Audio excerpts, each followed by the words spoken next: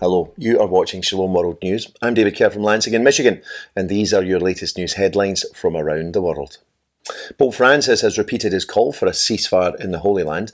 Speaking to crowds in St. Peter's Square in Rome following the Sunday Angelus, the Holy Father said, quote, "May the weapons be stopped, they will never lead to peace, and may the conflict not widen. Enough, brothers." Israel began its military intervention in the Gaza Strip after Hamas militants attacked their country on October the 7th, leaving over 1,200 people dead with more than 200 others taken hostage. Meanwhile, the Hamas-run health ministry say more than 11,000 people have been killed in Gaza since, of whom more than 4,500 were children. The Pope called for civilians to be protected in Gaza and for the Israeli hostages to be freed by Hamas. He concluded by urging people to pray and not to lose hope so that, quote, "the sense of humanity may prevail over hardness of heart." Pope Francis has removed the Most Reverend Bishop Strickland as the Bishop of Tyler in Texas. The decision was announced by the Vatican on Saturday, although the statement by the Holy See Press Office gave no reason for the decision. The removal of Bishop Strickland came after the completion of an apostolic visitation to the Tyler diocese, carried out by two US prelates, Bishop Dennis Sullivan of Camden and Bishop Emeritus Gerald Kakanis of Tucson.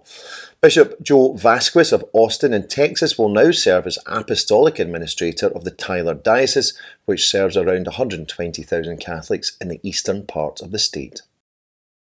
Representatives from the governments of Hungary and Italy have held an informal discussion on how best to cooperate to aid persecuted Christians worldwide.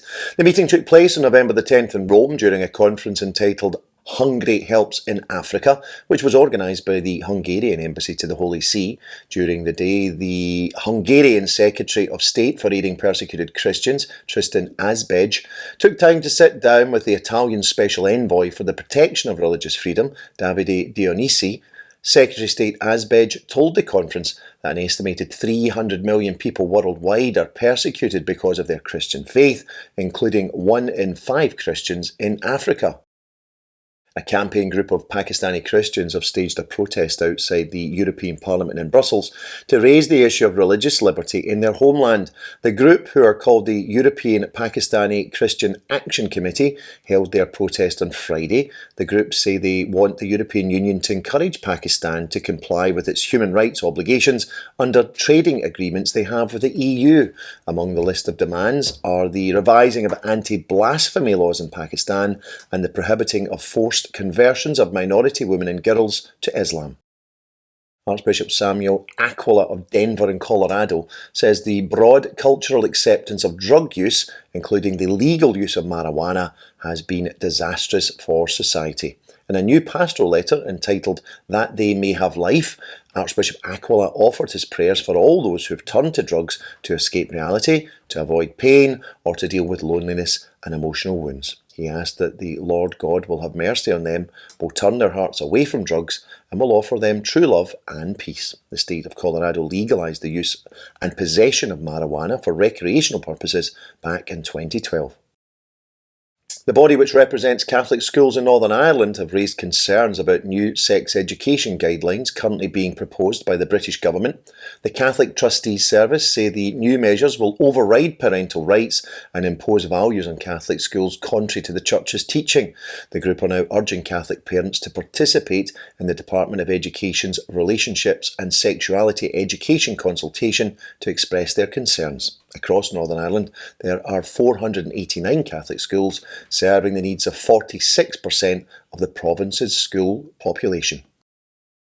The bishops of the United States have sent a letter to the US Congress with a set of actions that could be taken to further the protection of unaccompanied non-citizen children. The letter was issued by Bishop Mark Seitz of El Paso in Texas, who is the chairman of the US Conference of Catholic Bishops Committee on Migration. The recommendations were developed by the USCCB's Department of Migration and Refugee Services, with an emphasis on preventing human trafficking and other exploitative situations after children are released to a sponsor in the United States by the Office of Refugee Resettlement. A measure reaffirming the rights of the unborn under Peruvian law has been passed by the country's legislature. Representative Alejandro Moante of the Peruvian Life and Family Bloc said that the primary goal of the measure was to strengthen the right to life, which is already recognised in Peru's constitution, civil code and children and adolescents code. Representative Moante said the bill was necessary to define and explain the rights of the unborn that exist within the country's constitution. India's counter-terrorism agency have arrested 6 suspected ISIS operatives in the northern state of Uttar Pradesh. 4 of the 6 men have been identified as Rakib Enam, Naveed Siddiqui, Mohammed Noman and Mohammed Nazim. All those arrested by the National Investigation Agency of India are associated with the students of Aligarh Muslim University, which is a student organisation of Aligarh Muslim University in Uttar Pradesh.